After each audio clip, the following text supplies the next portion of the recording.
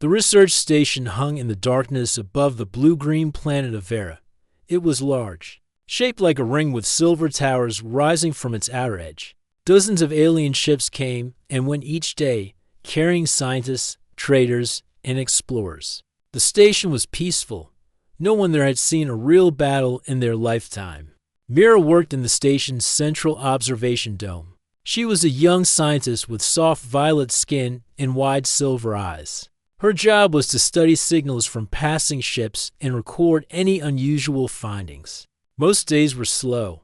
She would watch cargo freighters drift in and out, their engines glowing. Faintly, sometimes she would see a mining vessel or a passenger shuttle. Nothing surprising ever happened. That morning began the same as always. Mira was reading through the station's daily traffic list when a small red light blinked on her console. It was an incoming signal from deep space. Far beyond the station's safe borders, she leaned forward and read the data carefully. It was a human vessel. Her forearms paused above the console. Humans almost never came to Vera's region. They lived far away, in the outer arms of the galaxy. The stories about them were strange and full of warnings. Some said humans were too bold, too unpredictable. Others claimed they were dangerous to make angry. Mira had never met one before. She was curious, but also cautious. She sent the signal to her supervisor, who quickly called the station's council. The message was short. The human ship requested permission to dock. Hours later, Mira stood in the docking bay with 3 members of the council. The bay doors opened with a hiss, revealing a small silver ship that looked older than most vessels she had seen. Its surface was scratched from long travel, but the engines were in perfect shape. The ship landed gently on the platform. The ramp lowered, and a man stepped out. He wore a dark flight suit with no visible weapons. His skin was light, his hair short and brown. His eyes, however, caught Mira's attention. They were calm but sharp, as if he was always measuring the world around him. "Welcome to Vera Station," the council leader said. "I am Ren, head of operations here. State your name and purpose." The human stopped a few steps from them. "Tom Archer," he said. "I need to speak to your council. It is urgent." His voice was steady. There was no sign of fear or uncertainty. Even though he stood in front of aliens who were strangers to him, Mira studied him closely. Most visitors would speak politely, almost nervously, when meeting the council for the first time. This human spoke like he already knew he would be heard. "What is the matter you wish to discuss?" Ren asked. Tom looked around the docking bay, then back at the council. "Not here," he said. "We should talk somewhere private." The council members exchanged glances. Ren frowned but nodded. "Very well. We will meet in the secure chamber. Mira, you will come as well. You will record the discussion." Mira followed them down the corridor, still trying to read the human's expression. He walked with a quiet confidence, his steps even and controlled. She had seen warriors from other species walk like that, but he wore no armor and carried no weapons. She wondered what gave him such certainty. In the secure chamber, the walls were lined with energy shields to block outside signals. Tom stood at the center table. The council members sat around it. Mira stayed near the wall with her data tablet. "I will get to the point," Tom began. "A fleet of pirate ships is moving toward the station. They are faster than your patrol, craft and armed with heavy weapons. If you do nothing, they will be here in less than 3 days." The room went silent. Ren tilted his head slightly. "And how do you know this? I saw them." Tom said simply, "I crossed their path 2 days ago. I know their leader. He does not leave survivors." One council member, a tall insect-like being named Chorus, made a soft clicking noise. "You expect us to believe that you, alone in a small ship, escaped such a fleet?" Tom's eyes did not change. "I was not their target. Not yet." Ren leaned back in his chair. "We have patrols in the area. None of them have reported any such fleet. They will not see the pirates until it is too late," Tom replied. "These ships travel under signal masks. Your patrol sensors will miss them." Mira felt a chill pass through her. She had read about signal masks, but very few ships could use them effectively. If Tom was telling the truth, The station was in serious danger, still. The council members looked doubtful. "What is it you want from us?" Ren asked at last. "Access to your defense systems," Tom said. "If you let me prepare, I can stop them." Course made another sharp clicking noise. "You think one human can do what our entire defense team cannot?" "I think I can do what they will not expect," Tom answered. "That is all I need." The council members looked at one another. Mira could see they were not convinced. Humans had a reputation for being unpredictable, but that was not always a compliment. Allowing an outsider to control the station's defenses was unthinkable. Ren shook his head. "We cannot hand over our systems to a stranger. Our people will handle any threat that comes." Tom studied him for a moment, then nodded once. "Then prepare your people. When the time comes, you will ask me again." The words were calm, but something about the way he said them made Mira's skin tighten. He sounded certain that the moment would come. The meeting ended, and Tom was given temporary quarters in the visitor wing. As the council members left, Mira stayed behind, looking down at her tablet, but not reading it. She could not stop thinking about the human. His warning felt real, even though the council dismissed it. On her way back to the observation dome, she glanced through one of the large windows overlooking space. The stars seemed calm, but she wondered if something was already moving in that darkness, something dangerous and hidden. Later that evening, she checked the station's incoming traffic list again. No pirate signals, no signs of trouble. Yet the human's voice stayed in her mind. When she returned to her quarters, she could not sleep. The image of the calm-eyed human and his quiet warning lingered. She told herself it was only curiosity, that she had never met a human before, and that was why he interested her. But deep down, she knew it was more than that. Some part of her believed him, and that belief made her uneasy. The next day began quietly on Vera Station. The corridors were busy with workers and visitors, the trade markets were open, and the station's music halls played soft background tunes. Nothing looked unusual.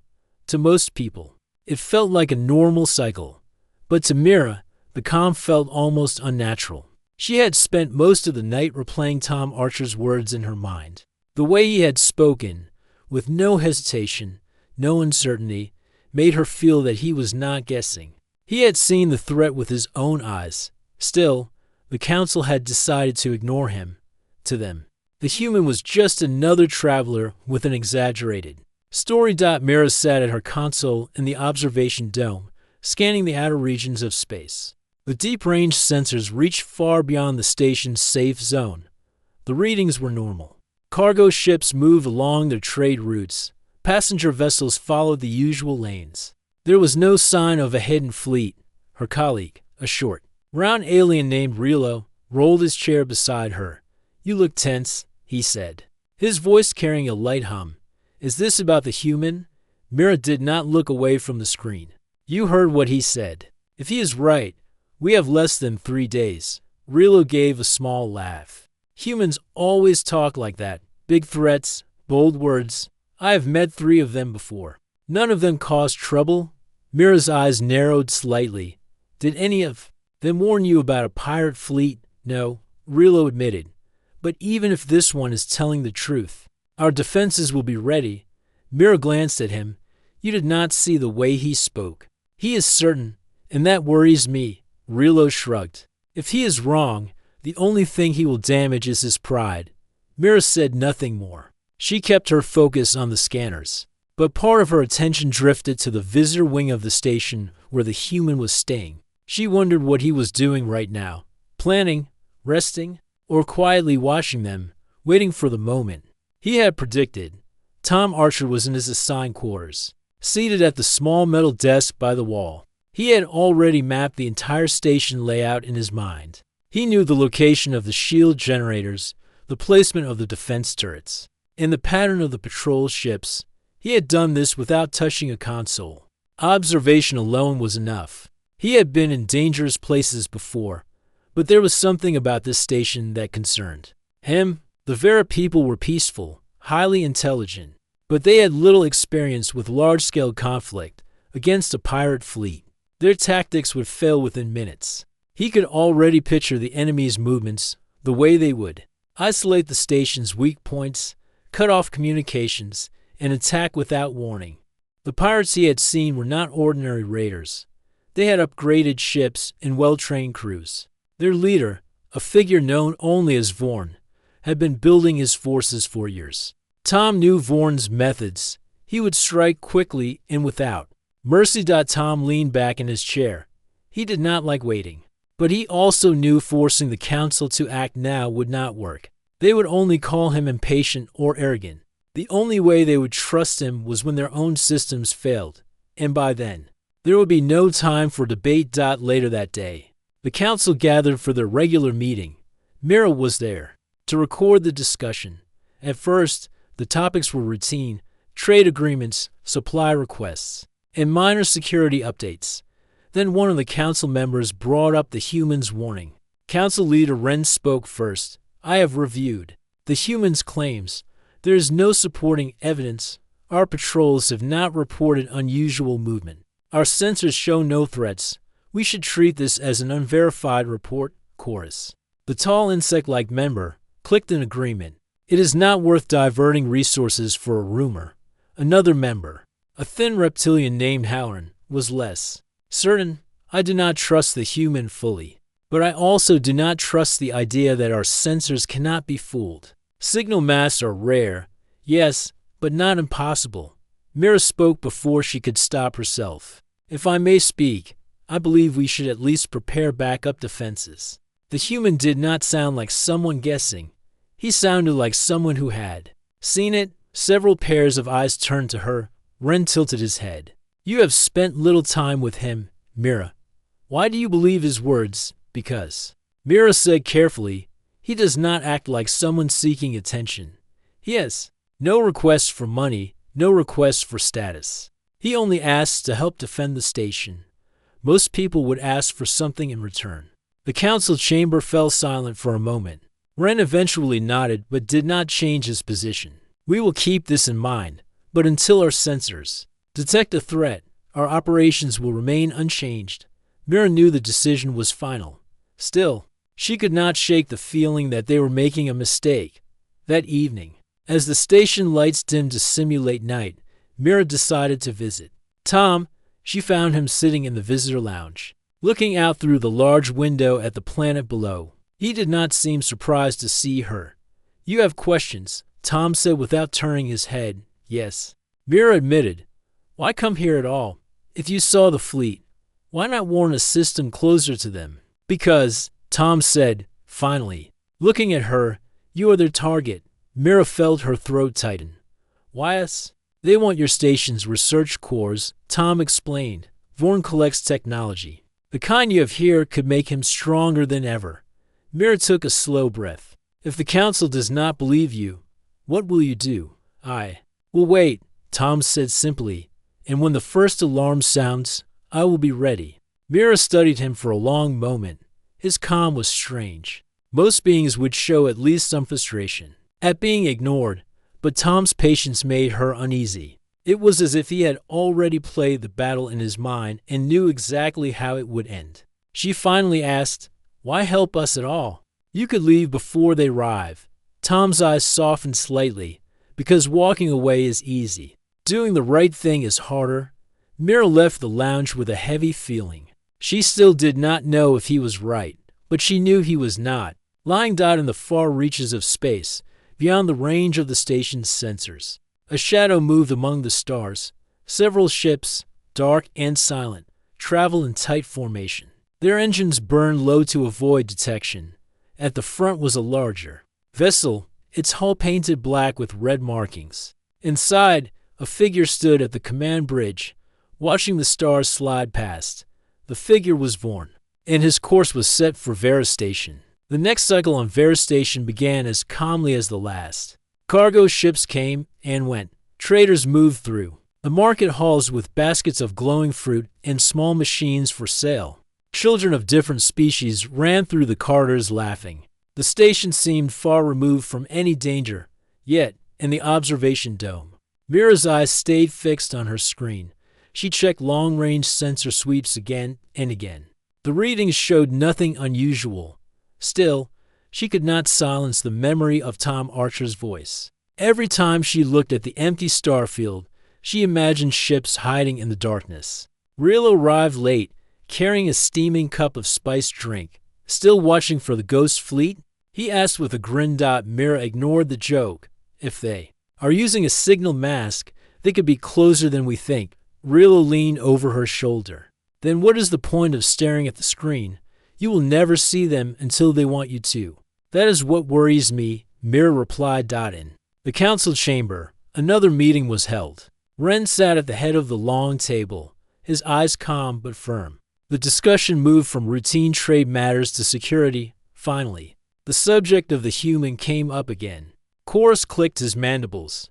The human has requested control of our defense systems again. He claims he can make changes that will ensure victory if an attack comes. Ren sighed. And what is your opinion? I believe giving him control would be reckless. Chorus answered. He could disable our systems or hand them to the enemy. Halloran spoke next. Or he could save us. We do not know enough to decide. Ren looked around the table. We cannot give that much power to a stranger. Until we see proof of an attack, our defense protocols remain in our own hands. The council members nodded in agreement, though Halloran still looked uneasy. Later that day, Mira was assigned to deliver a data packet to the visitor wing. She found Tom in his quarters, seated at the small desk again, a simple handheld device in his hands. He glanced up as she entered. Council still does not believe you, she said quietly. They will. Tom replied, setting the device aside. You make it sound certain. It is, Tom said. They will believe me when the sky outside turns red. Mira shivered at the image. Why ask for control of the defense systems? Why not just tell them what to do when it happens? Because, Tom explained, by the time they ask for instructions, it will be too late to set up what I need. The pirates will be inside weapons range. Every second will matter. Mira thought about that. She understood tactics well enough to know he was right, but convincing the council would be almost impossible without hard evidence. In the far reaches of space, Vorn's fleet continued its slow, hidden approach. The ships traveled in a tight cluster, using minimal energy to remain invisible to most scanners. The crews worked quietly, checking weapons and shield systems. They had done this before, dozens of times, and each time the target had fallen quickly. Inside the command vessel, Vorn stood at a large display. The outline of Ver Station rotated slowly on the screen. His voice was calm, but cold as he spoke. To his officers, they will not see us until we are in range. Their patrol ships are slow. Their weapons are out of date. We will strike first at the shield generators. Once those fall, the rest will follow. One of his officers, a thin, sharp-faced alien, asked, And the humans? There's a report of one aboard. Vorn's eyes narrowed. One human does not change the outcome. I have faced them before. They fight well, but not well enough alone. Back on the station, a quiet tension began to spread. News of the humans' warning had reached the market levels. Merchants whispered about it over their stalls. Some joked that humans always thought trouble was coming. Others were not so quick to laugh. A few began moving goods to storage ships, just in case. That evening, Ren received a private message from Halloran. I have checked with our outer patrol, Halloran said. They reported a strange sensor glitch 2 hours ago. It might mean nothing, but the reading was gone before they could lock on. Ren frowned. A glitch could be from any source or from ships that do not want to be seen, Halloran replied. Ren sat in silence for a long moment. Finally, he said, Bring the human to the council chamber tomorrow. If there is more to his warning, I want to hear it again. The next morning, Tom stood once more in the center of the secure chamber. The council members were seated. Mira was at her recording station, and the air felt heavier than before. Ren began. We have not confirmed your claims, but we have reason to believe there may be unusual activity near our borders. Tell us exactly what you need to prepare. Tom's voice was steady. I need access to the main shield controls, the targeting arrays for your defense turrets, and permission to install my own software in your tactical systems. Chorus clicked in protest. That is complete access to every defense function. You could take over the station. I could, Tom admitted, but I will not. If I wanted this station, I would not warn you first. Ren studied him carefully. What will your software do? It will make your defenses respond faster than your crews can. It will anticipate enemy movements before they happen, and it will use the enemy's own ships against them. The council members exchanged uneasy glances. To them, it sounded impossible. But Mira noticed something.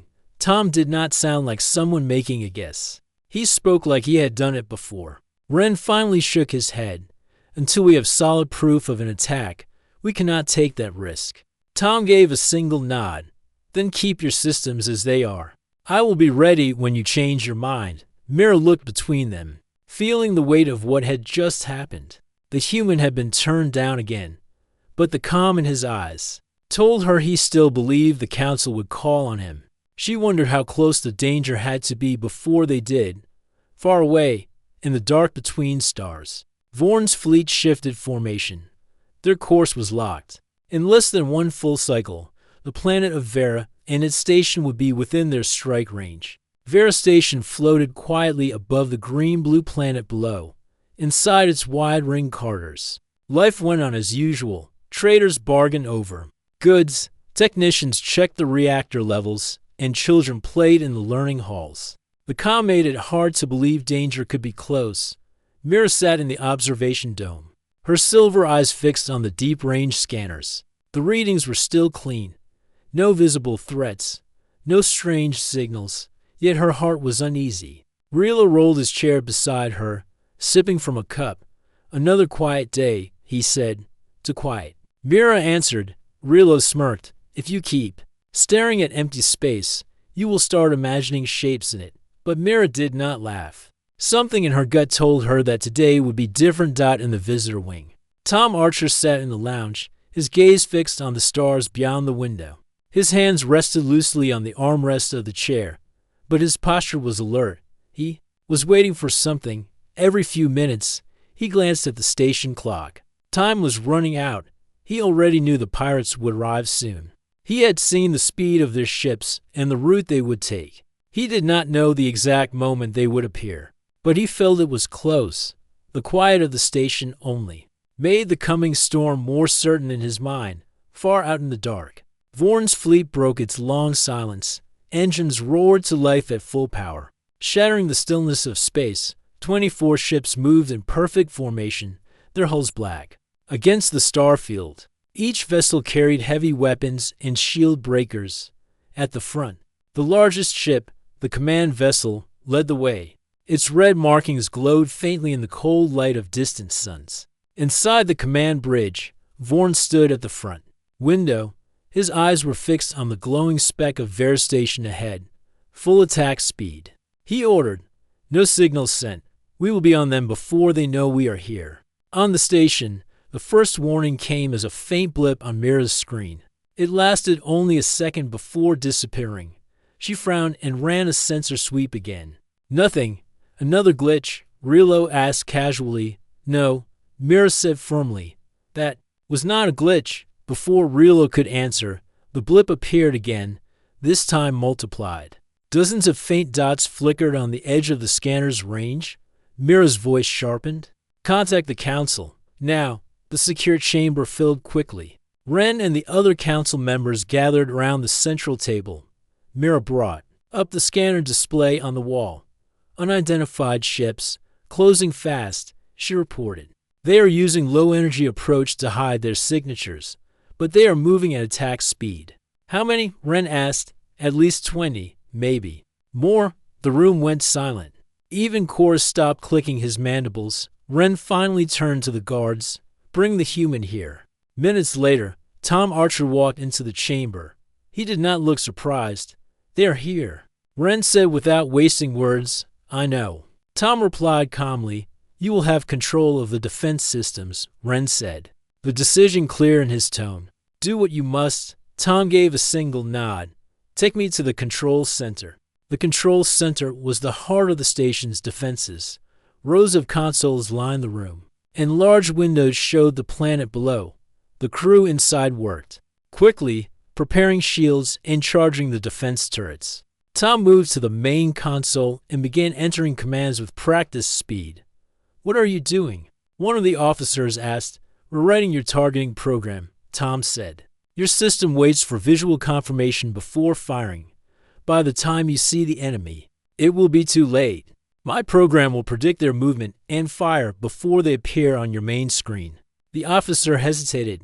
"That could cause friendly fire if no friendly ships are coming," Tom said firmly. "Every ship heading this way is the enemy out in space." The first pirate ships came into visual range. Their black hulls reflected no light, but the red flashes of their engines shone like embers. The moment they appeared, Tom's program activated the turrets. Energy beams cut across the darkness, striking the lead pirate ships before they could spread into attack formation. Two vessels burst into fire, breaking apart in silence. The rest of the fleet swerved sharply. Caught off guard, on the command bridge of his flagship, Vorn's expression tightened. "They were ready for us," he growled. "Increase shield output, return fire." The station shook as the first enemy blast hit its shields. Sparks rained from ceiling panels in the control center. Crew members held their positions, but the impact was heavy. Tom's hands moved faster across the console. "They are targeting your shield generators," he said. "Divert power from the outer habitat ring to reinforce them. That will cut life support in those sections," an officer warned. "Then clear those sections," Tom ordered. "Better empty rooms than no station at all." Ren, standing near the doorway, gave a sharp nod. "Do as he says." In the observation dome, Mira watched the battle unfold. Bright streaks of light crossed space as station turrets and pirate cannons traded fire. Small debris from destroyed ships glittered against the planet's glow.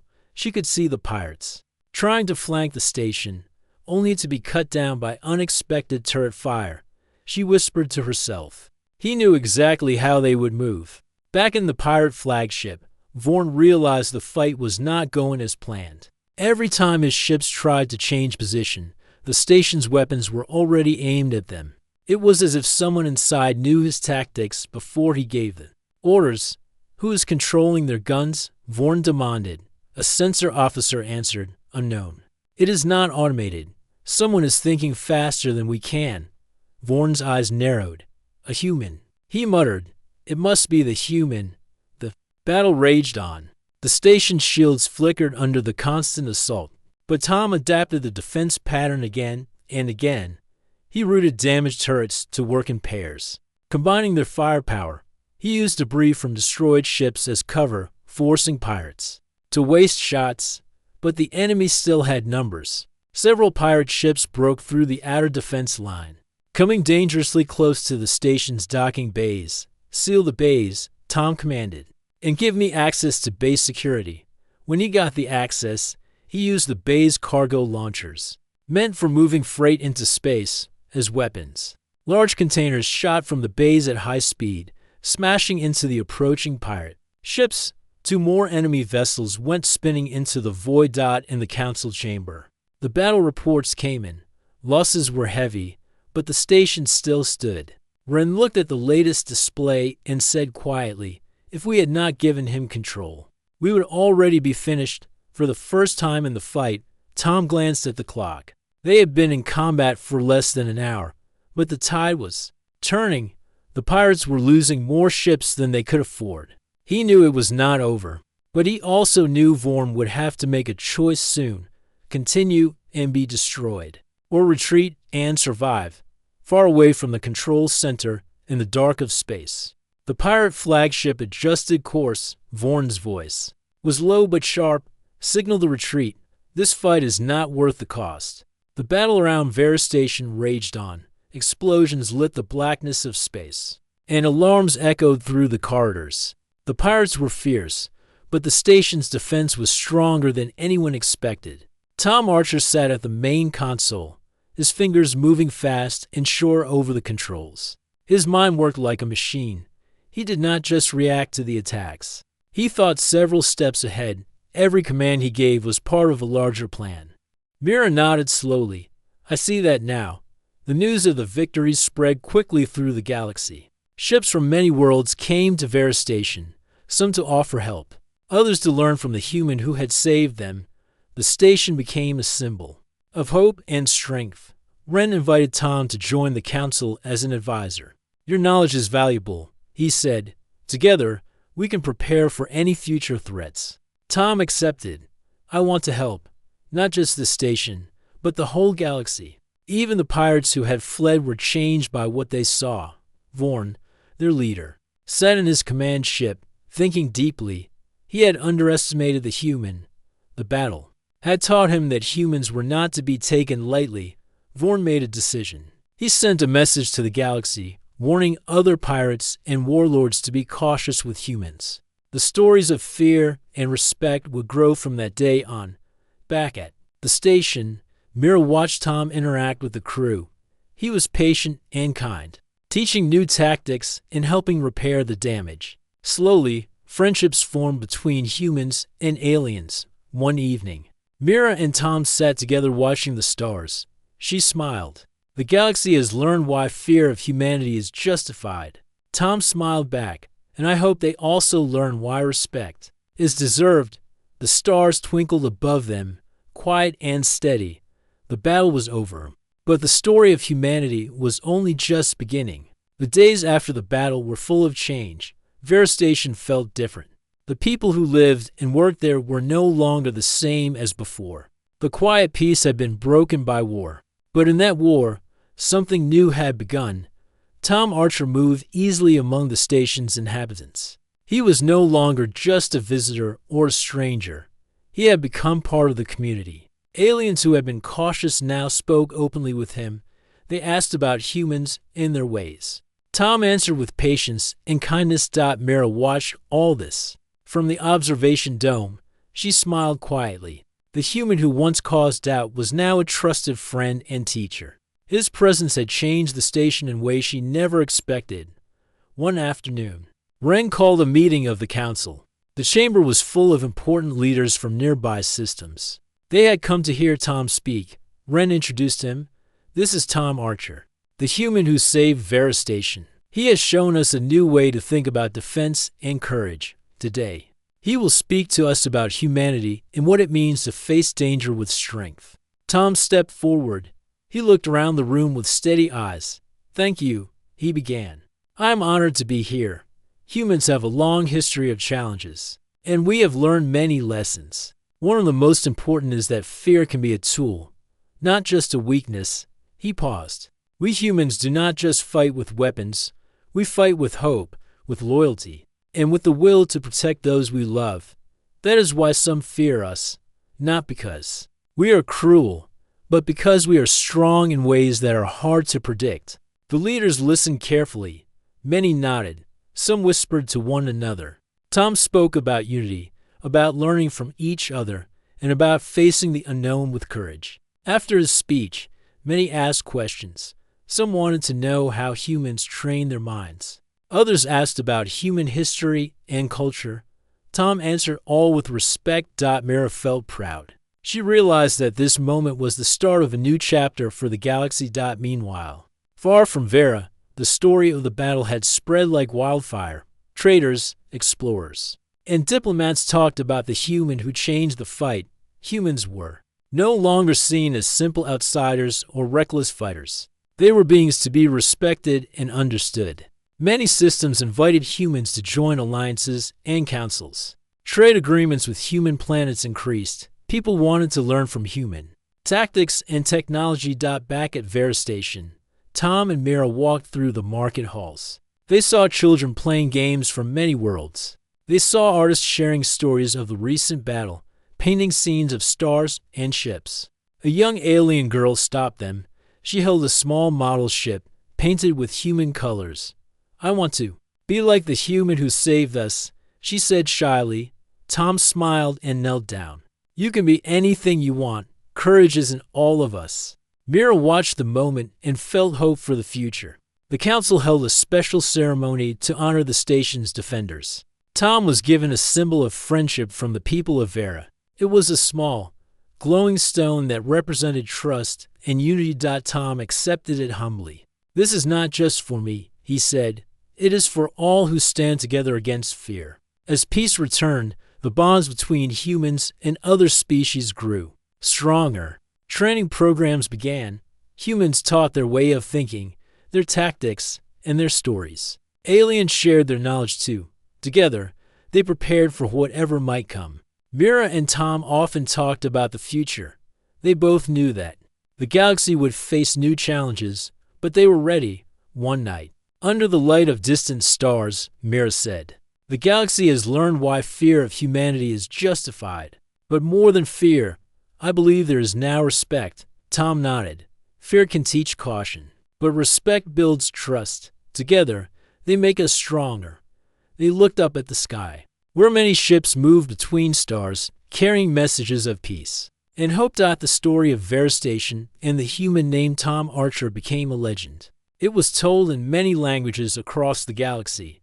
It was a story of courage, trust, and a new beginning. And in that story, humanity found its place, not just as fighters, but as friends and allies. Mira nodded slowly. "I see that now." The news of the victory spread quickly through the galaxy. Ships from many worlds came to Veristation, some to offer help, others to learn from the human who had saved them. The station became a symbol of hope and strength. Ren invited Tom to join the council as an advisor. "Your knowledge is valuable," he said. "Together, we can prepare for any future threats." Tom accepted. "I want to help, not just this station, but the whole galaxy." Even the pirates who had fled were changed by what they saw. Vorn, their leader, sat in his command ship, thinking deeply. He had underestimated the human. The battle had taught him that humans were not to be taken lightly. Vorn made a decision. He sent a message to the galaxy, warning other pirates and warlords to be cautious with humans. The stories of fear and respect would grow from that day on. Back at the station, Mira watched Tom interact with the crew. He was patient and kind, teaching new tactics and helping repair the damage. Slowly, friendships formed between humans and aliens. One evening, Mira and Tom sat together watching the stars. She smiled. "The galaxy has learned why fear of humanity is justified." Tom smiled back. "And I hope they also learn why respect is deserved." The stars twinkled above them, quiet and steady. The battle was over, but the story of humanity was only just beginning. The days after the battle were full of change. Veristation felt different. The people who lived and worked there were no longer the same as before. The quiet peace had been broken by war. But in that war, something new had begun. Tom Archer moved easily among the station's inhabitants. He was no longer just a visitor or a stranger. He had become part of the community. Aliens who had been cautious now spoke openly with him. They asked about humans and their ways. Tom answered with patience and kindness. Mira watched all this from the observation dome. She smiled quietly. The human who once caused doubt was now a trusted friend and teacher. His presence had changed the station in ways she never expected. One afternoon, Ren called a meeting of the council. The chamber was full of important leaders from nearby systems. They had come to hear Tom speak. Ren introduced him. "This is Tom Archer, the human who saved Veristation. He has shown us a new way to think about defense and courage. Today, he will speak to us about humanity and what it means to face danger with strength." Tom stepped forward. He looked around the room with steady eyes. "Thank you," he began. "I am honored to be here. Humans have a long history of challenges, and we have learned many lessons. One of the most important is that fear can be a tool, not just a weakness." He paused. "We humans do not just fight with weapons. We fight with hope, with loyalty, and with the will to protect those we love. That is why some fear us, not because we are cruel, but because we are strong in ways that are hard to predict." The leaders listened carefully. Many nodded. Some whispered to one another. Tom spoke about unity, about learning from each other, and about facing the unknown with courage. After his speech, many asked questions. Some wanted to know how humans train their minds. Others asked about human history and culture. Tom answered all with respect. Mira felt proud. She realized that this moment was the start of a new chapter for the galaxy. Meanwhile, far from Vera, the story of the battle had spread like wildfire. Traders, explorers, and diplomats talked about the human who changed the fight. Humans were no longer seen as simple outsiders or reckless fighters. They were beings to be respected and understood.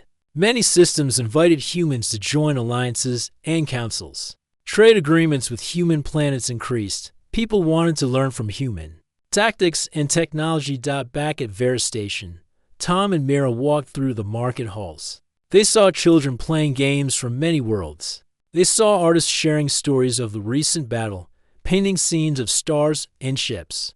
A young alien girl stopped them. She held a small model ship, painted with human colors. "I want to be like the human who saved us," she said shyly. Tom smiled and knelt down. "You can be anything you want. Courage is in all of us." Mira watched the moment and felt hope for the future. The council held a special ceremony to honor the station's defenders. Tom was given a symbol of friendship from the people of Vera. It was a small, glowing stone that represented trust and unity. Tom accepted it humbly. "This is not just for me," he said. "It is for all who stand together against fear." As peace returned, the bonds between humans and other species grew stronger. Training programs began.